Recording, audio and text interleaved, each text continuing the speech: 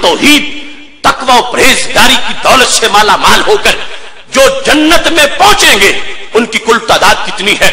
फरमाने लगे जन्नत में कुल 120 सफ़े हैं। समानून मिनहा मिन उम्मती, उन 120 में 80 मेरे गुलामों की है। ये हमारे आका सल्लल्लाहु अलैहि वसल्लम का फरमान है।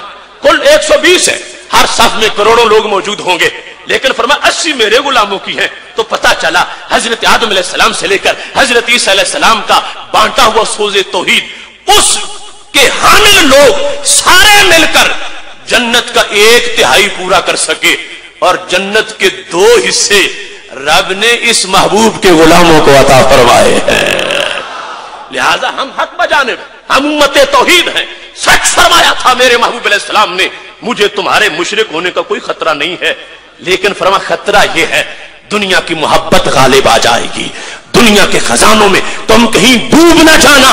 ये अकीदा तौहीद सेमिनार एक दस्तक है सोए हुए मजाज पर, ये एक अब्रे करम है मदीना शरीफ की बरसात का, कि जहां कहीं धुंध पड़ गई है, दुनिया से मोहब्बत की मादा परस्ती का गुबार आ गया है, कोई दुनिया की मर्तबे और चाहत और दुनिया की ख्वाहिशात की वजह से जहां शीशे धुंधले हो गए हैं, हम चाहते हैं उसी अब्रे करम से जो तैबा से बरसता है और सीनों को धो देता है, उस पैगाम को आम कर दिया जाए, ताकि दिलों में फिर वो नूरे तौहीद जो पहले मौजूद है और ऊपर हालात की धुंध पड़ती जा रही है, गुबार पड़ता जा रहा है, उसको हटाकर फिर ऐसी चांदनी मिले, माहे मदीना अपनी तजल्ली अता करे।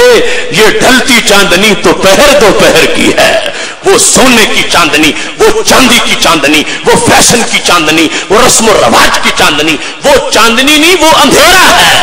और चांदनी वो है जो हरम के नूर में है और गुंबदे खजरा की हरियाली में है। मेरे भाइयों, हमने ये मौजू शुरू किया, खुदा खैर करे काफिला मंजिल पे पहुंचे। हम मजलूम हैं, हम मशके सितम बने हुए हैं, हमारी ज़बात पे भी और हमारे मोतक़दात पे भी तीर बरसाए जा रहे। छोटी सी गाली पे बंदा परेशान हो जाता है, और जिसको शिरक की गाली दी जाए, अगर वो सीने में दिल रखता है तो उस करब क्यों नहीं महसूस होगा। जिसे मुशरिक कहा जाए और जिस पर शिर्क का इल्जाम लगाया जाए, हम आज अपनी सफाई देने के लिए बैठे हैं और इंशाअल्लाह सफाई पेश करेंगे। हमने कोई जुर्म नहीं किया है, हमें तीर शिर्क के तीर मारने वालों, हमने शिर्क का जुर्म नहीं किया, हमने शिर्क का जुर्म नहीं किया। हम किसी पर अपनी तरफ से कोई हमला करने के लिए नहीं बैठे। हमारे दुख को लोग समझे, हमारे दर्द को जमाना महसूस करे, हमारे दर्द को हुकूमत समझे, हमारे दिल में जो दर्द है उसे जमाना जाने। हम किसी पे हमला करने नहीं बैठे, हम तो ये बताने आए हैं तौहीद के वारिस कल भी हम थे, आज भी हम हैं। मैं नरम बात करूंगा, कोशिश करूंगा गर्म ना हो, मगर ला युहिब्बुल्लाहुल जहरा बिस्सूइ मिनल कौल इल्ला मन ज़ुलिम। मजलूम से एहतिजाज हो ही जाता है, इस वास्ते वो मैं माजरत खा हूं, बात मैं नरम ही करूंगा, नरम बात करने के लिए बैठा हूं। और तौहीद का मौजू तो मीठा कितना है, इसमें चांदनी कितनी है। खुदा की कसम करोड़ों चांद वो चांदनी नहीं रखते जो चांदनी अकीदा तौहीद में मौजूद है। करोड़ों गुलाब भी वो खुशबू नहीं रखते जो खुशबू इस अकीदे में मौजूद है। आज देखो कायनात में हर तरफ इस अकीदे की चमक हमेशा से है, हमेशा रहेगी। उसी सोच का हिस्सा हमारे सीनों में भी है। किसी ने पूछ लिया था हजरत इमाम मालिक से कि तौहीद समझें तो कैसे समझें। फरमाने लगे मुंह में जो जुबान है इस पर तवज्जो करो, लज्जत तौहीद महसूस होती रहेगी। पूछा कैसे? फरमाने लगे इस तरह ये जुबान एक गोश्त का टुकड़ा है। जब बच्चा पैदा होता है, खा वो पंजाब में पैदा हो, खा वो बलोचिस्तान में हो, खा वो अफगानिस्तान में हो, खा वो ईरान में हो, खा वो अरब शरीफ में हो, ये गोश्त का टुकड़ा एक जैसा ही होता है।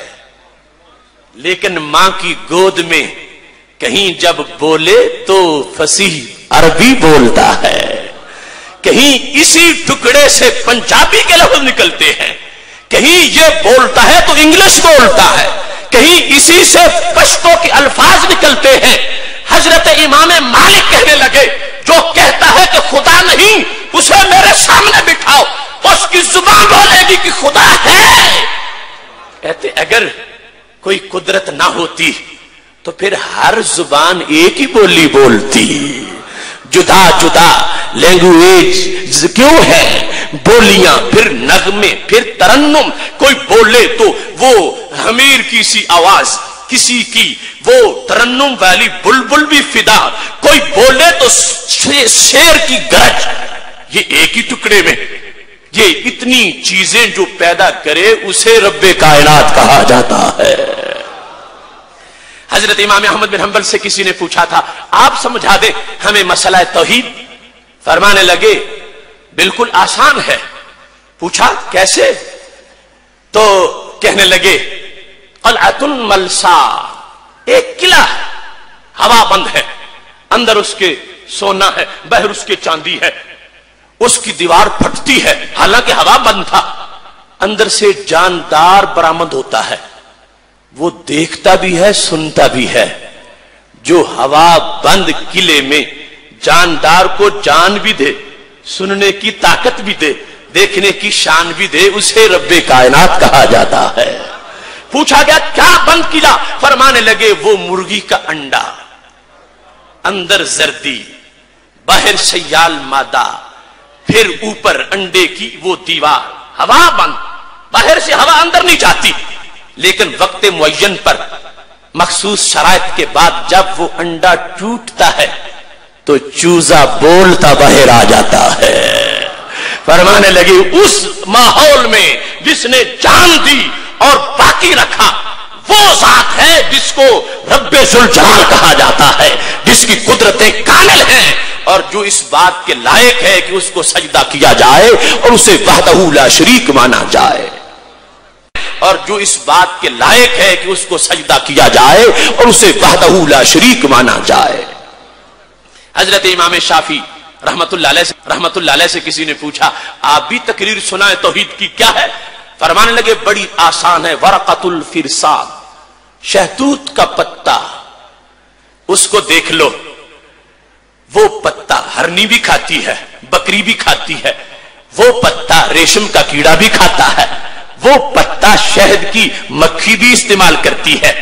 कहते अगर कायनात चलाने वाली वो जात अलीम व खबीर ना होती तो जब पत्ते का मजाज एक जैसा है, ये नहीं कि जो बकरी ने खाया वो और था और जो हरनी ने खाया वो और था, मजाज सबका एक था, मगर नतीजा क्या निकला? हरनी ने खाया तो कस्तूरी बनी, बकरी ने खाया तो मेंगनी बन गई, शहद की मक्खी ने इस्तेमाल किया तो मीठा शहद बना, रेशम के कीड़े ने इस्तेमाल किया तो नरम रेशम बन गया। फरमाने लगे चीज एक है मगर प्रोडक्शन जुदा जुदा क्यों है? फरमाया जिसकी ये शान हो उसे रब्बे कायनात कहा जाता है। इमामुल आइम्मा हजरत इमाम आज़म अबू हनीफा रहमतुल्लाह अलैह से किसी ने पूछ लिया, देहरियों की पूरी जमात थी, कहते थे हम खुदा नहीं मानते, बस कायनात अपने आप ही चल रही है। फरमाया ये दिजला बह रहा है, एक जानिब करख है दूसरी जानिब रुसाफा है, तुम मेरे पास आए हो, ये तुम्हारी अकल क्या मानती है कि कोई बंदा ये दावा करे खुद दरख्त गिरा, तख्ते बन गए, जुड़ गए और कश्ती बन गई और मौजें तुग़यानी पर थी, हवा मुखालिफ सिमत की थी, मगर कश्ती खुद ब खुद चलती गई और उसने सवारियों को साहिल मुराद तक पहुंचा दिया। तो कहने लगे इमाम ये तो अकल बिल्कुल तस्लीम नहीं करती कि सब कुछ खुद ही हो जाए اور پھر بغیر ملا کے کشتی چلے، ہوا بھی بالکل مخالف ہو، یہ بالکل عقل نہیں مانتی۔ تو میرے امام کہنے لگے پھر مجھ سے جھگڑا کیوں کرتے ہو؟ اگر ملا کے بغیر کشتی نہیں چل سکتی تو خدا کے بغیر ہستی بھی نہیں چل سکتی۔ توحید کا مضمون ففی کل ذرہ لہو شاہد یدل علی انہ واحد، ہر طرف عظمت ہے، چرچا ہے، ہر طرف اس کا ایک نکھار موجود ہے۔ لیکن میرے بھائیوں، ہر چیز ہی دلالت کرتی ہے رب کی ذات پر، مگر ایک ذات وہ ہے کہ جسے رب نے اپنی توحید کا سب سے بڑا مظہر بنایا ہے۔ یا ایھا الناس قد جاءکم برہان من ربکم، لوگوں تمہارے پاس رب کی طرف سے برہان آئی ہے۔ یا ایھا النبی انا ارسلناک شاہدا، اے نبی ہم نے آپ کو شاہد بنایا۔ اس کا معنی حاضر و ناظر کرنے سے کچھ لوگوں کو اعتراض ہے، جو گواہ کرے گا اسے بھی ہر بات ماننی پڑے گی۔ شاہد کا معنی گواہ ہے، تو گواہ تو ہر بندہ ہی ہے کسی نہ کسی چیز کا، کوئی بھی انسان ایسا نہیں جو گواہ نہ ہو۔ مقام جب شان بیان کرنے کا ہے تو لفظ شاہد کو استعمال کر کے رب بتانا کیا چاہتا ہے؟ امام سلمی کہنے لگے سوچ لو، بتانا یہ چاہتا ہے شاہد سے مراد دیکھو تمہاری گواہی کا متعلق کیا ہے، تم گواہ ہو تو کس کے بارے میں گواہی دیتے ہو؟ اور سرکار کی گواہی کا متعلق دیکھو گے تو پتا چلے گا کہ رب نے شاہد بول کے کتنی بڑی شان بیان فرمائی ہے۔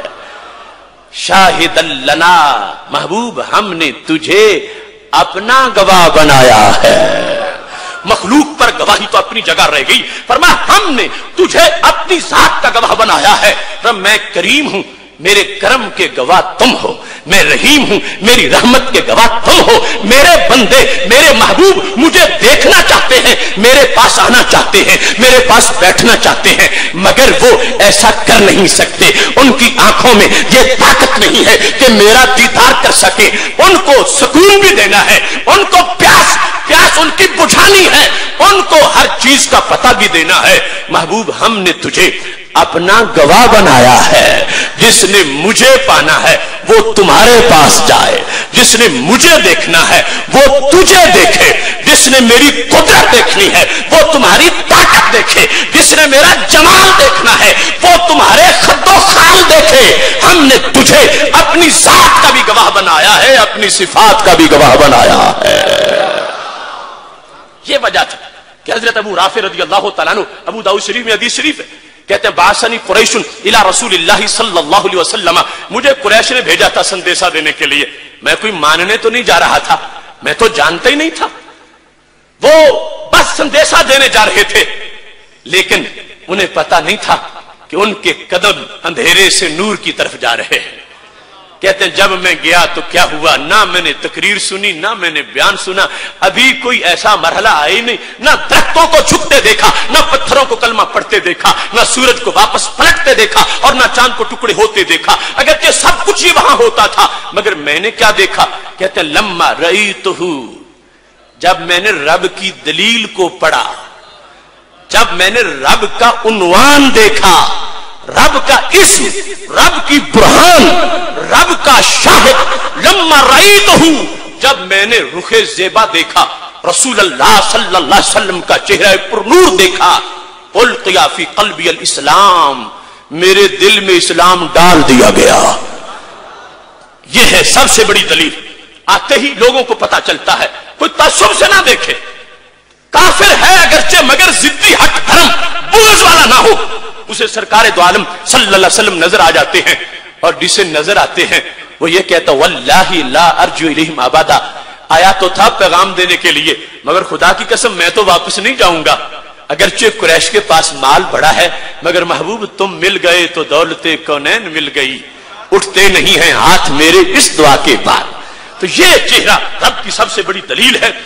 یہ چہرہ اس وجہ سے ہی تو سید عالم نور مجسم صلی اللہ علیہ وسلم نے فرما دیا تھا، جب مشرکین مکہ نے پوچھا رب ایک ہے اس کی دلیل کیا ہے، آپ اس کے رسول ہیں اس کی دلیل کیا ہے، فرمایا فقد لبثت فیکم عمرا من قبلہ افلا تعقلون، مجھے دیکھ کر پھر بھی دلیل مانگنے والوں کوئی ہوش کی بات کرو، میں خود جو تمہارے سامنے ہوں میں رب کی دلیل ہوں کہ رب ایک ہے، میں نے زندگی کے 40 سال تمہارے ماحول میں گزارے ہیں، ہر سال دیکھ لو، ہر مہینہ دیکھ لو، ہر ہفتہ دیکھ لو، ہر دن دیکھ لو، ہر گھنٹہ دیکھ لو، ہر منٹ